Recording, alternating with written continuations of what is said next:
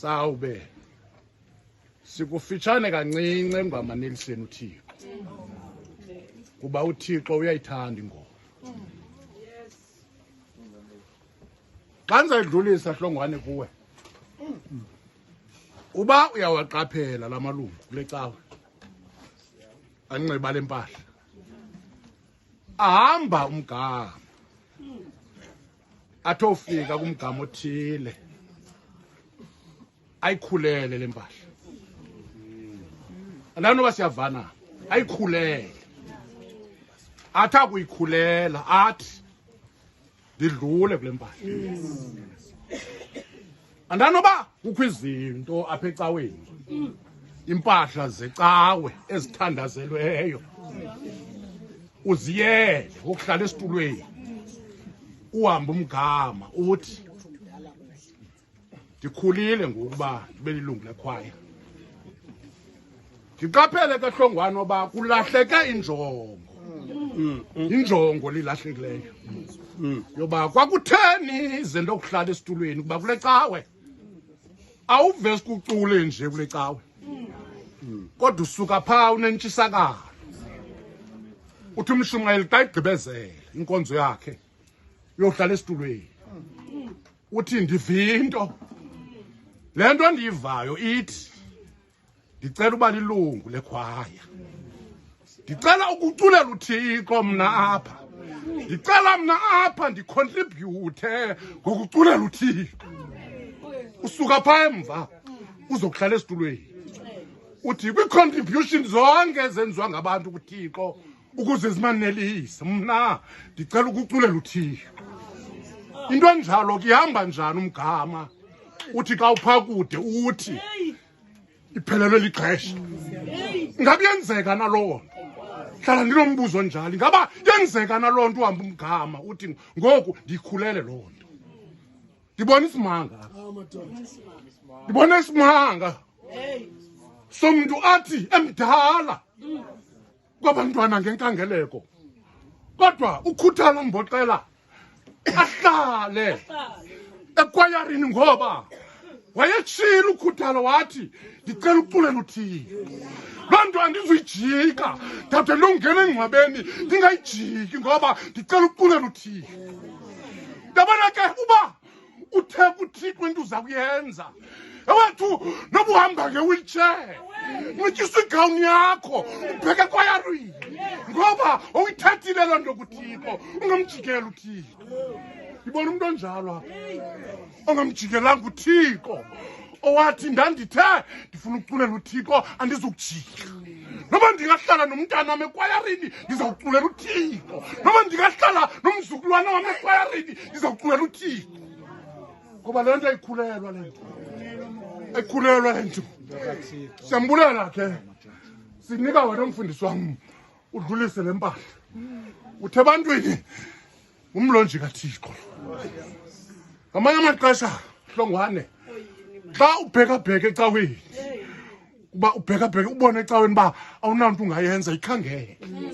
uThixo uza kubonisa. Mhla uyikhangelayo uThixo uza kuxelela usemva athi uThixo nantsi thatha. Uhambe ubheka esitulweni uyothi noba ndizawuculela phantsi kodwa ndicela uculela uThixo. Nansi mfundisi wam ithathu idlulise umntana welikhaya enkosi. So hlangana kwenokhaya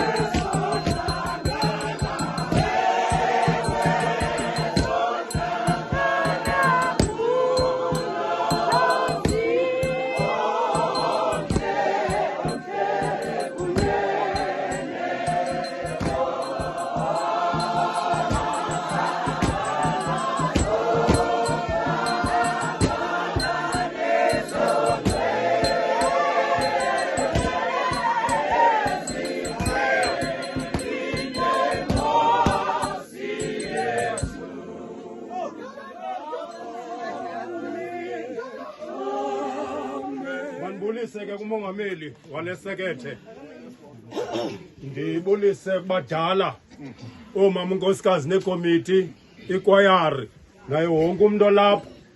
Siyaleqa ngelihle igama lomfeli nomvukeli wethu onguYesu Kristu inkosi yethu. Amen.